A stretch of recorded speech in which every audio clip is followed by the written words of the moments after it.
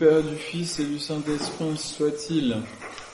En ce 1er janvier, en ce début d'année, nous célébrons 3 fêtes dans cette même office, dans cette même messe de l'octave de Noël ou la circoncision de notre Seigneur Jésus-Christ.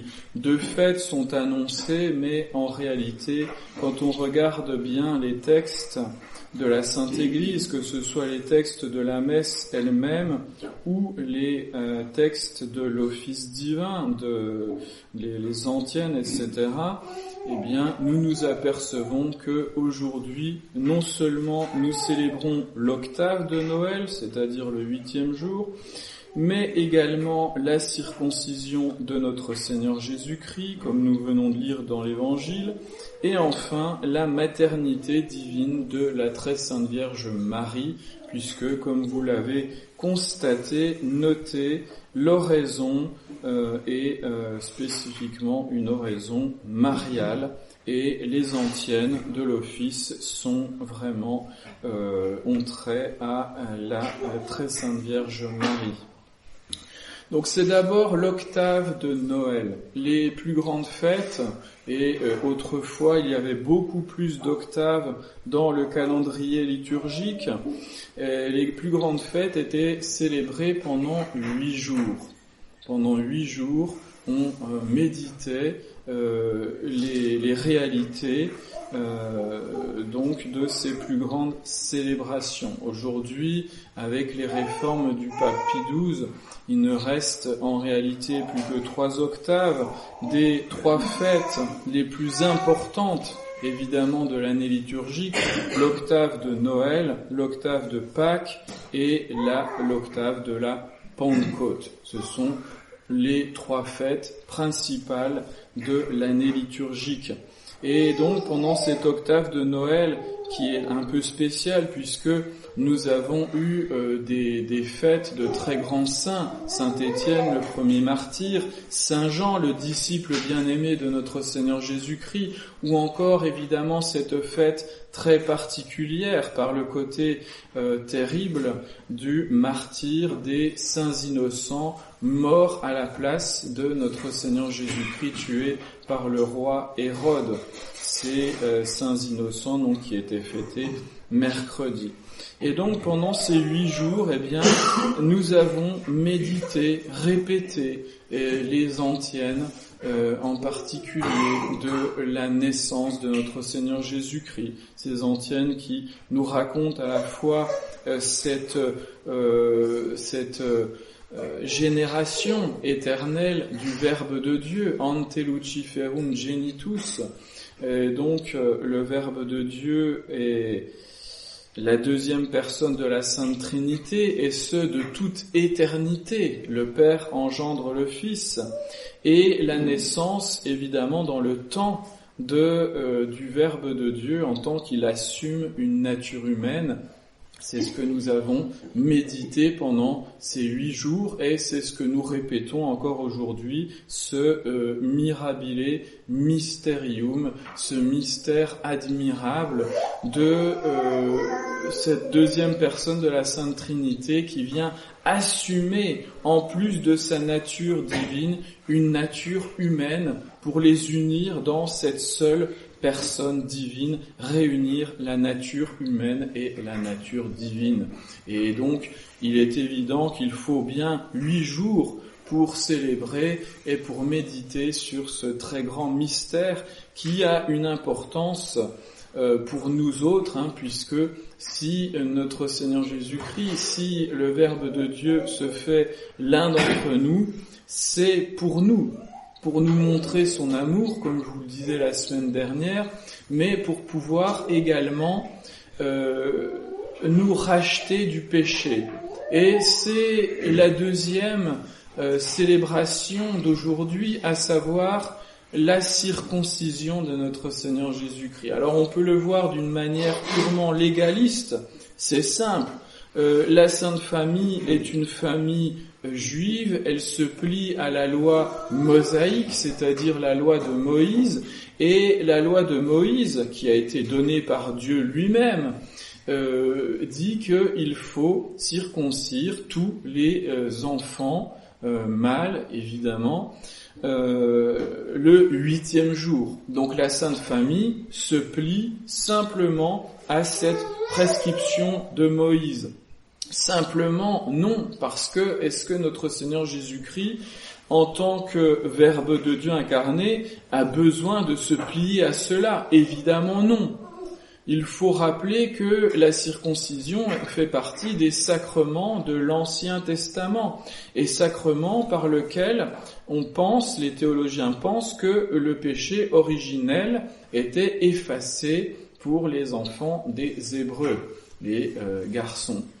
C'est la pensée des théologiens de l'Église catholique, et par conséquent notre Seigneur Jésus-Christ étant l'auteur de la loi n'est pas soumis à la loi, notre Seigneur Jésus-Christ étant sans péché, eh bien de soi il n'a pas besoin de cette circoncision, mais c'est comme par rapport au baptême de Saint Jean-Baptiste.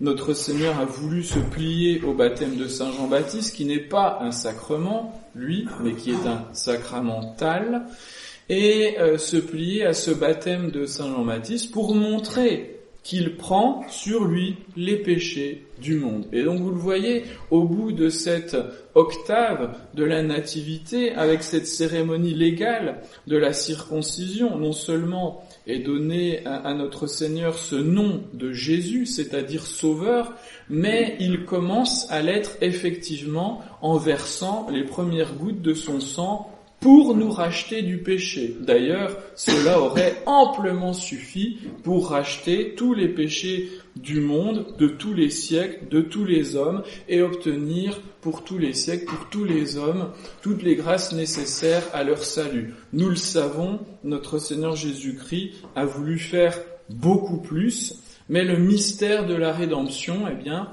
il est déjà là, ce 8e jour en particulier, jour de la circoncision de notre Seigneur Jésus-Christ. Donc il prend sur lui les péchés du monde, il nous montre qu'il est vraiment sauveur, qu'il porte bien son nom de Jésus, le nom de Jésus qui fera l'objet d'une fête spécifique demain, demain puisqu'il n'y a pas de deuxième dimanche après Noël, donc s'il y a un deuxième dimanche après Noël, eh bien il y a, c'est-à-dire après Noël et avant l'Épiphanie, cette fête du Saint-Nom de Jésus est célébrée ce dimanche. Donc sinon, c'est le 2 janvier. Donc demain, nous célébrerons spécialement ce Saint-Nom de Jésus, ce nom de Sauveur, tellement efficace, comme nous le rappelle l'apôtre Saint Paul. Au-delà de cette réalité, mystère de l'incarnation, mystère de la rédemption, il y a l'exemple que nous donne notre Seigneur Jésus-Christ. Un exemple d'obéissance à la loi et un exemple par rapport au sacrement. C'est-à-dire que notre salut, nous le faisons par l'obéissance à la loi de Dieu, au commandement de Dieu, et par la réception des sacrements. Il nous montre cela spécialement dans cette fête de la circoncision.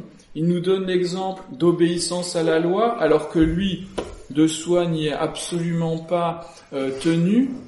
Et deuxièmement, cet exemple de réception des sacrements pour notre salut, pour que nous puissions recevoir les grâces. Évidemment, lui n'en a pas besoin puisqu'il est l'auteur de la grâce, mais à travers cela, notre Seigneur Jésus-Christ donne une efficacité aussi à tous les sacrements et montre qu'il nous mérite ces grâces, et c'est par ces mérites que tous les sacrements tiennent leur efficacité et les grâces qu'ils vont nous transmettre. Donc on a une leçon véritablement à prendre, pas seulement une leçon au niveau du mystère de la rédemption, mais une leçon de vie pratique. Si nous voulons nous sanctifier, il faut obéir à la loi de notre Seigneur Jésus-Christ. Si nous voulons nous sanctifier, il faut recevoir les sacrements institués et sanctifiés par notre Seigneur Jésus-Christ. Évidemment, la circoncision n'est plus un sacrement, elle a été remplacée par le sacrement de baptême, et dont la circoncision était une image du sacrement de baptême. C'est le baptême qui remplace la circoncision, et donc dans l'Église catholique, et les apôtres l'ont bien précisé, notamment l'apôtre Saint Paul, c'est la loi ancienne, maintenant c'est la loi nouvelle, la loi évangélique avec les sacrements de l'Église. Donc tout cela, il faut le mettre derrière nous, et l'obéissance, c'est l'obéissance à ce qui nous a toujours été transmis par l'Église, la loi évangélique, et les sacrements de la Sainte Église institués par notre Seigneur Jésus-Christ. Troisième fête, et non des moindres, c'est la maternité divine de la très sainte Vierge Marie. Cette maternité divine qui est particulièrement mise en valeur par les antiennes de l'office où on répète plusieurs fois Dei genitrix intercede pro nobis, donc Mère de Dieu, Dei genitrix, intercédez pour nous. Nous devons avoir une vénération particulière et spécialement dans ces moments de Noël de la très sainte Vierge Marie, parce que elle est la Mère de Dieu. Donc, ce que nous célébrons aussi aujourd'hui, c'est l'attribut principal de la très sainte Vierge Marie. Ce pourquoi elle a reçu toutes ces autres grâces. Elle a été voulue par Dieu en tant que mère du Verbe incarné et donc en tant que mère de Dieu, parce que elle est mère d'une personne divine. Elle n'est pas mère de la divinité, cela n'est pas possible. La nature divine, est absolument inengendrée parce que la nature divine en tant que telle est absolument éternelle, évidemment. Et donc, de toute manière, même du point de vue humain, on dit que telle femme est mère de Pierre, Paul, Jacques, etc. On ne dit pas qu'elle est mère de la nature humaine, parce que on est mère d'une nature humaine en tant que individué dans telle personne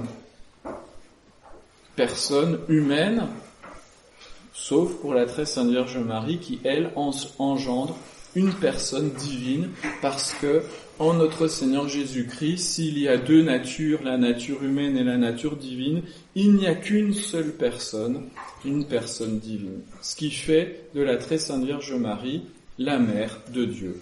Et c'est pour ça que Dieu a voulu tous les privilèges de la très sainte Vierge. Son excellence dans l'ordre de la grâce, son immaculée conception, etc. Tout ça est voulu par Dieu pour cette maternité divine.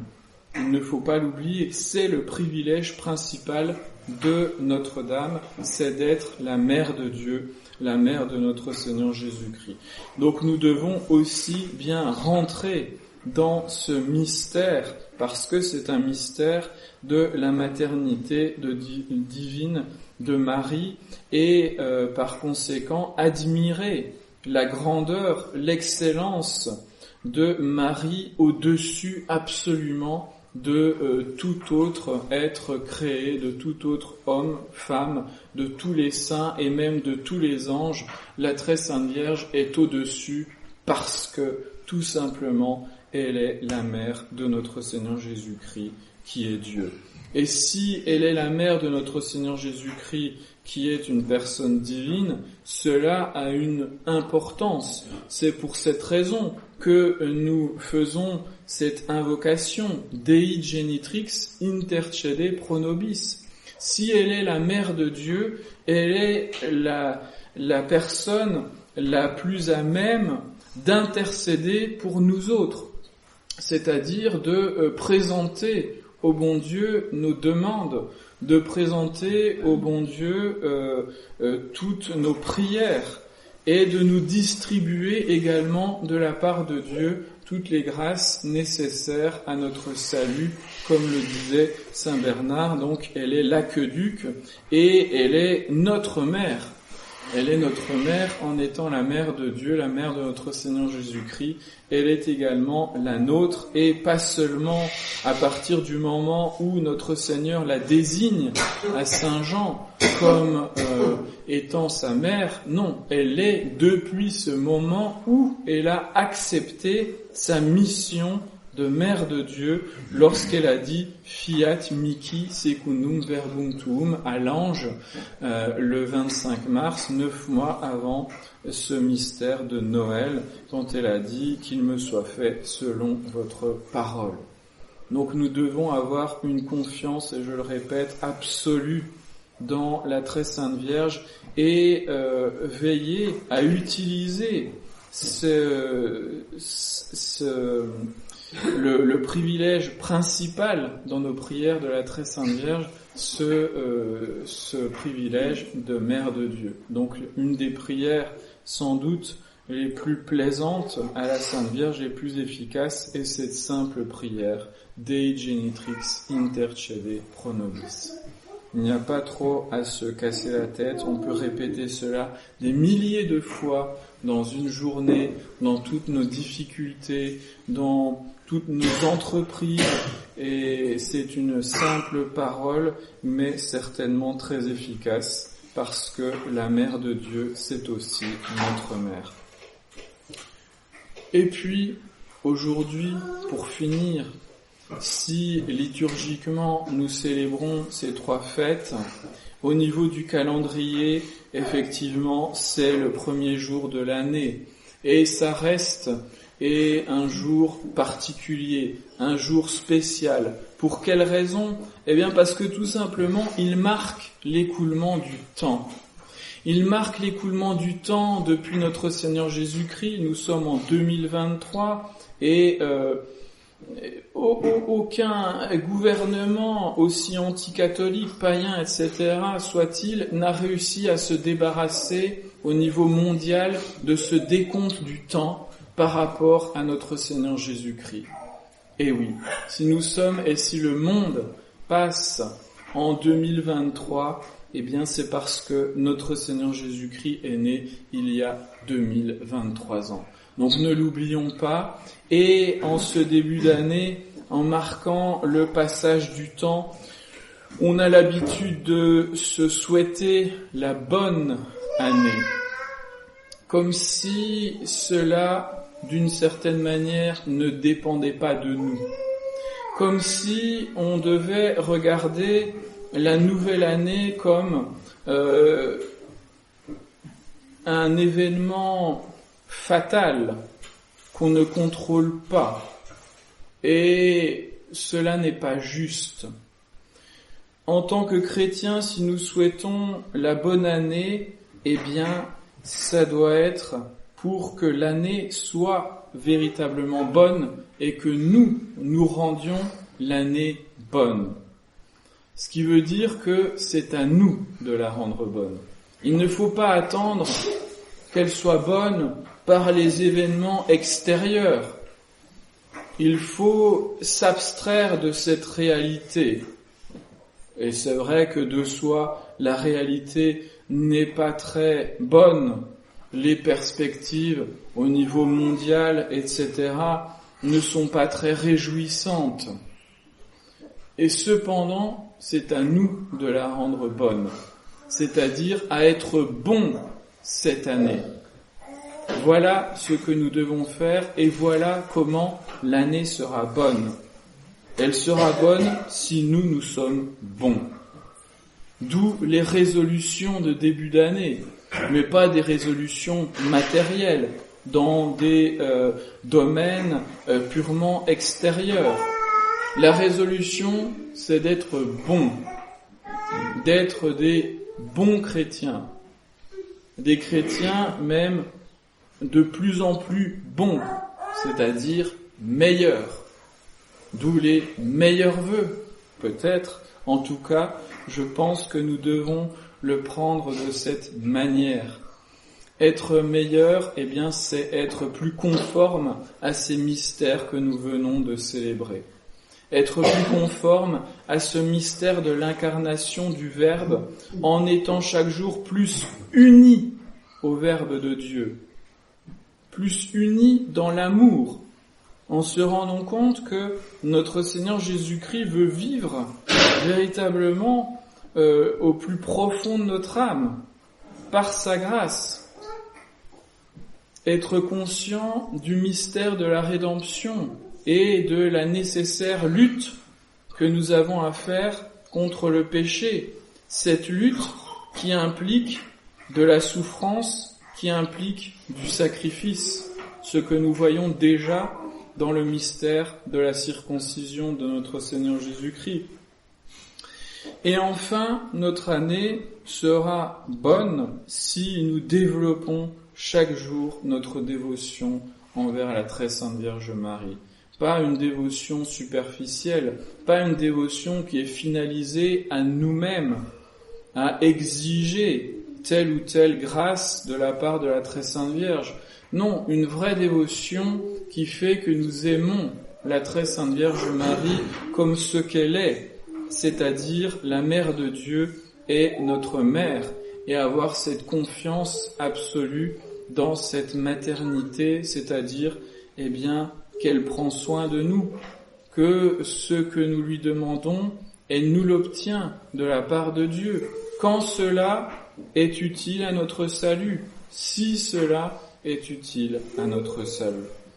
L'année sera nécessairement bonne, mes bien chers frères, si nous la prenons dans ce sens. Donc prenons-la dans ce sens et demandons à notre Seigneur Jésus-Christ de la prendre véritablement par le bon bout, c'est-à-dire sous cet aspect chrétien. L'année sera bonne si nous sommes bons, nous serons bons si nous sommes de meilleurs chrétiens. Au nom du Père et du Fils et du Saint-Esprit, ainsi soit-il.